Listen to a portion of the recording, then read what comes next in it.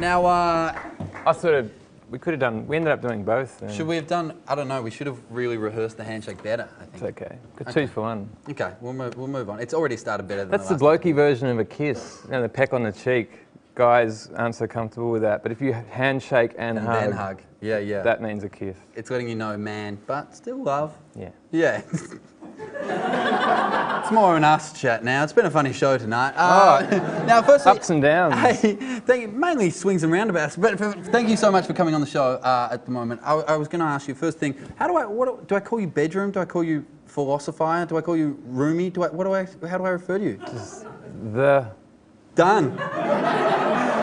So the album came out. Songs from the '86 Tram came out in June. How's it been going? Yeah, rather well. It's gone aluminium, which I think's sales of... That's one above copper. Sales of 350. Bang. Which is good. It's been aided by the success of the Northcote song, which has gone well. And I was thinking, like, everyone's sort of always banging on about making your material sort of relatable for international audiences.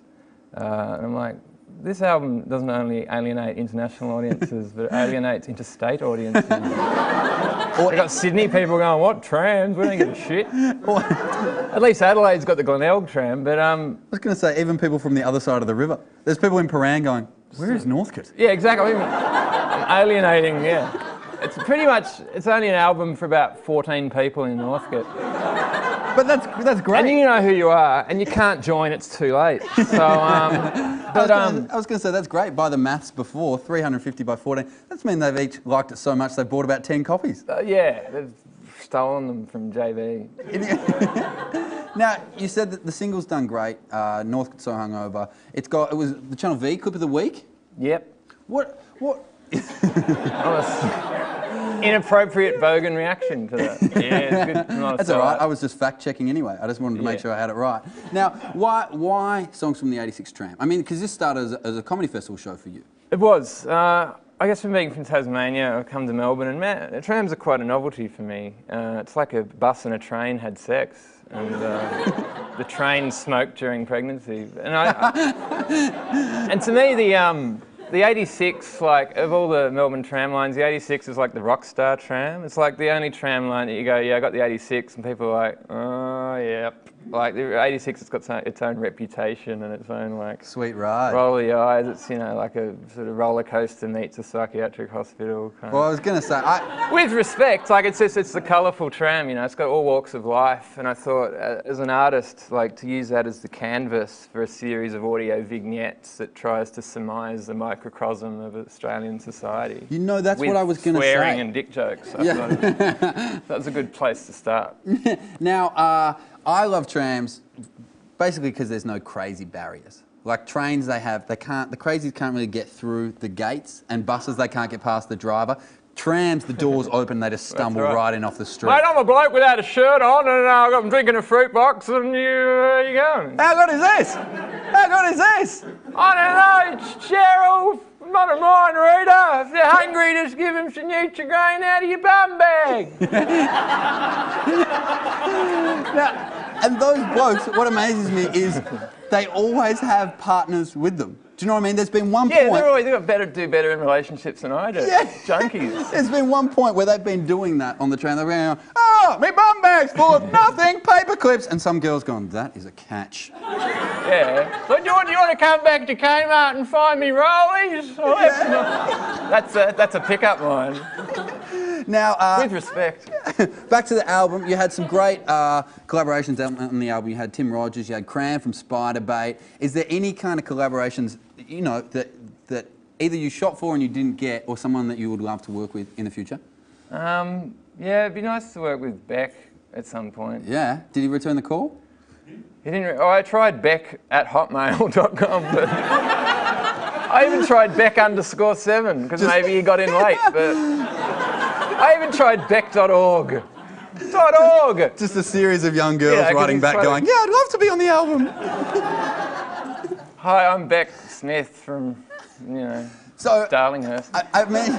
I mentioned it started as a comedy festival show, which you actually won the Director's Choice Award for in 2009. Yeah. How does the album kind of change from the live show? I suppose Apart from being on a disc. endlessly fascinating dichotomy of the bedroom philosopher is that I'm kind of a like a frustrated musician trapped in an indie clown kind of persona, and the two of us are always fighting it out. And I suppose this has been the first year that I've found something resembling a solution to this angst that sort of propels me forward by doing comedy festival, and it's more about jokes, and I do it solo. Yeah. That's all well and good, and I get to sort of do a bit of acting and whatnot. And then meanwhile, they're all perfectly good songs, with arrangements that I want musicians to play on. So now I'm like, hey, let's have two modes, like a transformer. A car and a robot, or the Starship Enterprise breaks into two bits. Yeah. When it's threatened by stuff. So I'm like, I'm going to go off and, do the comedy festival show solo, then record an album and do, just act like a band and do an album tour. And so I'm basically just trying to have the best of both worlds in that typical Gen Y, I want to do everything at once. Yeah, great. And if you're like me, I also want the instant applause. Do you know what I mean? I need that live kind of feedback. It's more self-indulgent than anything from my part. But with comedy. Yeah, with comedy. But totally. you mentioned the indie look. Now, I'm kind of looking at a lot of your press packages and things like that. There's a very much like a hipster, very indie kind of look. So I thought I'd play. You're saying I'm a hipster? No, 'cause I'm not. I'm not saying you're a hipster, but I'm dead. saying you might be able to detect a hipster for me. We've got this game, which basically I'm going to show you some cropped images, and from those little cropped bits, I'm going to see if you can guess whether that person is a hipster or a bogan. How does that sound? Yeah. All right, ladies and gentlemen. Can Darrow be in there? We can throw in whatever Hipster, we want. bogan or Darrow? We just didn't have time to put it in the title. Ladies and gentlemen, this is Hipster or Bogan. No. Don't complicate it. All right, let's have a look at our first image. You'll see it come up down here. We've got a bit of a flannelette there. What do you think? That's kind of in now. Hipster. And that's a 90s kind of grunge thing, but then bogans are also wearing it. But it's that was sort of between red and orange, which What are we going? Hipster? Bogan? means it's probably bogan. Bogan, and let's have a look. That's a hipster bogan. That's a hipster bogan. That's a draw. Because hipsters bogans is becoming so self-aware that they're becoming quite fashion conscious, and you're getting hipster bogans wandering around. Bang, you can have a bonus point. go to I didn't know music there was points festivals. before that, but there is now. Let's have a look at our next image. All right. You've got crutch cam officially there. You've got some I'd call them rather tight black jeans. What are you going to go with? I'm not detecting any smokes in the pocket. So does that lean you? And you couldn't. I thought I could make out the outline of an iPhone, so Although with my awesome eyesight that I clearly have, so I reckon but it could it's be probably, a pack of Winnie Reds. You never know. Yeah, maybe a couple of Stivos I found on the ground. How good Maybe is a this? hipster for that one. Hipster. Oh! Am I getting them? I'm getting them all wrong. No, you got bonus points for the first one, so we're back up to level pegging. Let's have a look at the next. Don't image. make it easy just because I'm from Tasmania. All right. My eyesight's. Now I tell you what happened here. That's a little cap. Yeah, that looks like some sort of Florence and the Machine style. We're going to go with hipster. American Apparel, hipster came out, bollocks. Let's try hipster. What's that? Are they bogans? I think that's just a poorly dressed man. I'm going to give you double points for that one as well. This game says more about the fine line between hipster and bogan. Yeah, or more about the people that put this game together. My Could be inability. me. I got them wrong. I got the 3 wrong, didn't I? No, we've got more. We've got more. Make the guest feel more comfortable. The guest thinks he's failing really badly. How about? Okay. I got 3 wrong. You've been nailing it. You've got bonus points on got 2 of the 3 questions. right. You've got more.